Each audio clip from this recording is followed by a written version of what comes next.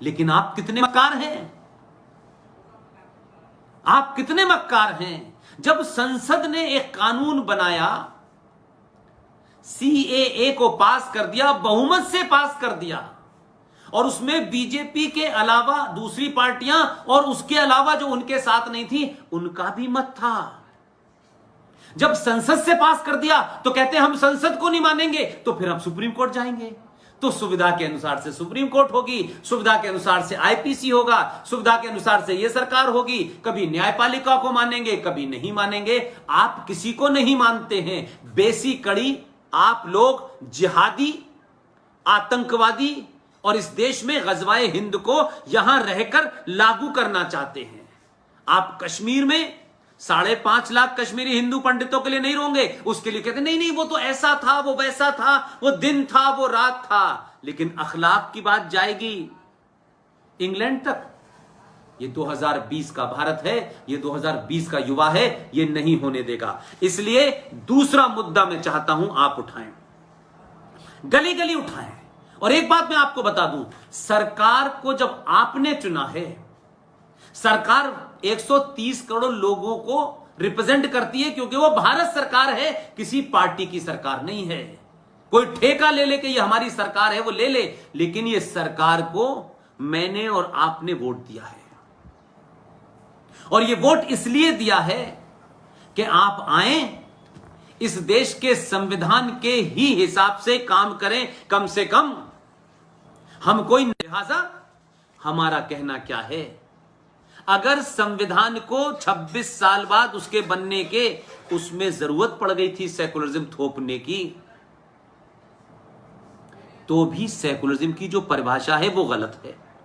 लेकिन मेरा सवाल दूसरा है कि जब भारत 1976 में सेकुलर हो गया था, तो एक नोटिफिकेशन के माध्यम से यह माइनॉरिटी कमीशन नाम का फ्रॉड खड़ा किया।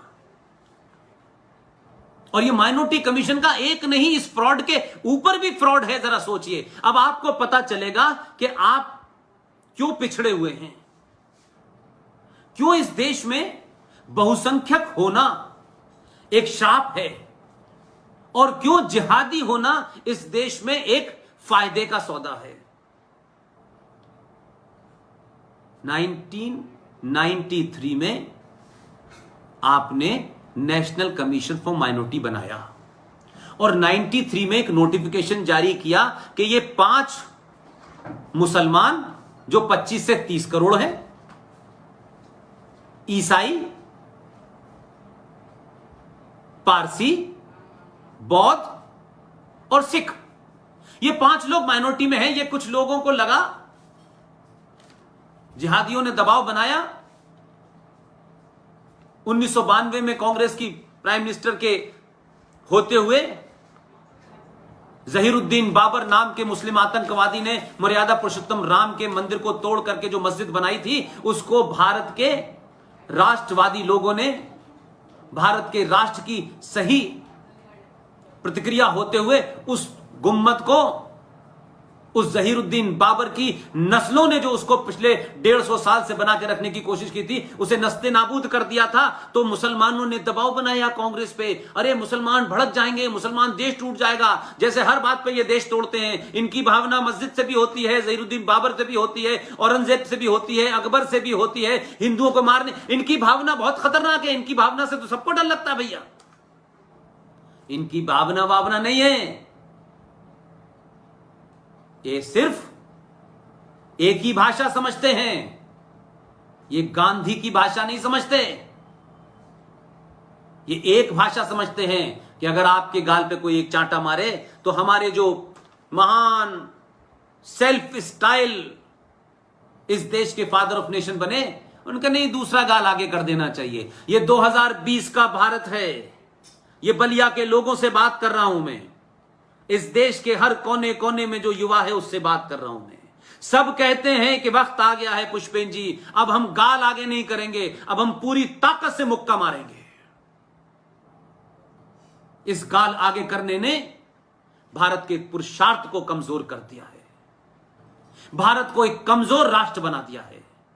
भारत के जनमानस में इन जिहादियों के प्रति एक डर बैठाने की कोशिश की गई है, संवैधानिक तौर पर बैठाने की कोशिश की गई है। तो 1993 के नोटिफिकेशन में आपने जब नेशनल कमीशन फॉर माइनॉरिटी बनाया तो कमाल की बात देखिए,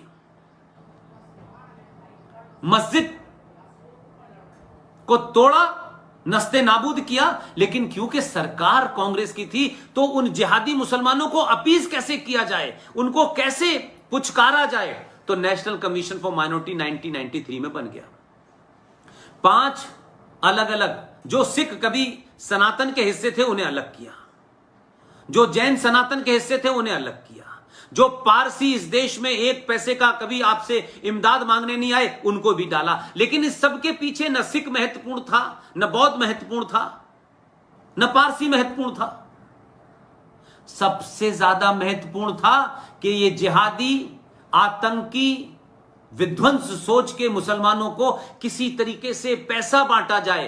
तो ये माइनॉरिटी कमीशन देश के मुसलमानों को पैसा बांट बांट कर, मेरे और आपके टैक्स से जो देश चलता है, मेरे और आपके मंदिर पे चढ़ाए हुए पैसे से जो 80% सरकार ले जाती है, वो मजारों से नहीं लेती, वो गुरुद्वारों पे नहीं जाती। लेकिन क्योंकि आप सोए हुए हैं, आपको भूत सवार है, आपके पैसे को सरकार 90% आपके मंदिरों का पैसा ले जाती है और इन जिहादियों को देती है कि इन्हें पढ़ाओ और पढ़ा करके जफरुल इस्लाम पैदा करो, हामिद अंसारी जैसा हरामुद्दहर पैदा करो, नामर्दूद पैदा करो, गद्दार पैदा करो, जावेद अख्तर बनाओ, आमिर खां बनाओ, नसरुद्दीन शाह बनाओ। पढ़ा पढ़ा करके ये बनाती है हमारी सरकार।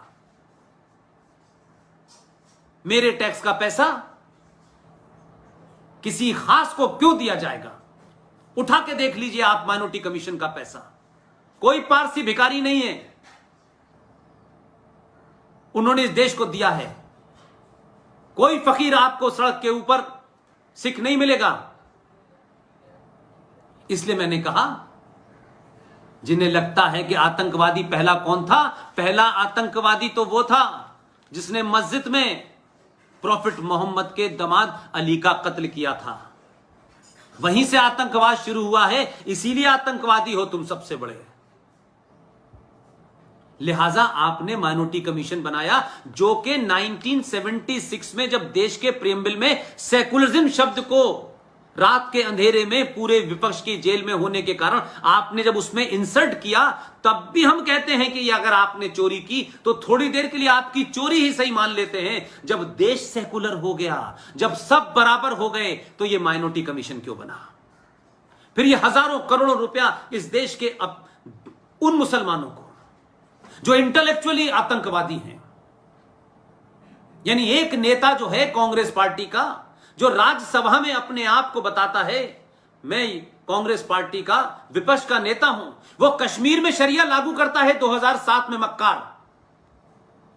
ये कन्वर्टेड गुलाम नबी आजाद, जिसका पहले नाम था भगवान दास, ये बाद में बन गया गुलाम नबी, और दिल्ली में आके कहता है हमें सेकुलरिज्म चाहिए, क्योंकि यहां दिल्ली में पूरे देश में सेकुलरिज्म का ढंढोरा पीटने से ही हमारी दुकान चलेगी और हम अपने एजेंडे को लागू कर पाएंगे। लेकिन जहां मुसलमान मेजॉरिटी में है वहां सेकुलरिज्म नहीं चाहिए।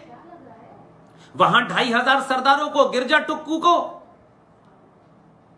वहां गंजू को हम काट देंगे, मार देंगे, रेप करेंगे पड़ोसी।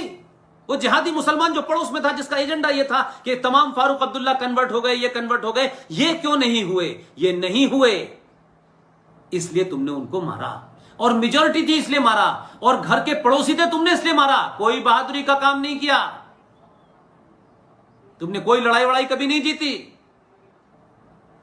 अगर बकरा ईद पर भैंसे को बांधा ना जाए तो तुम उसको कत्ल वतल नहीं कर सकते। तुम बहुत बहादुर होते तो भारत सरकार से कहते कि हमारी भी एक फौज बनाओ, हमारी भी एक टुकड़ी बनाओ, हम बहुत बहादुर हैं। क्योंकि तुम गद्दार हो, तुम भारत की फौज में थे, 47 के बाद पाकिस्तान चले गए, फौज का मैंडेट था तो तुम फौज के साथ रहते ना, तुम क्यों चले गए वहां?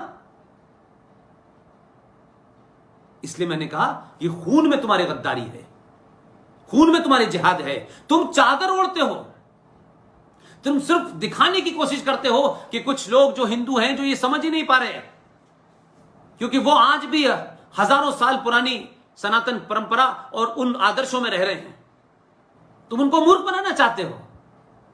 अब मूर्ख नहीं कोई बनेगा, इसलिए माइनॉरिटी कमीशन नेशनल लेवल पे बना है, जो भारत के संविधान की रूह, उसकी आत्मा, उसके हिसाब से गलत है। जब भारत सेकुलर है तो मुस्लिम एजुकेशन बोर्ड क्यों बनेगा,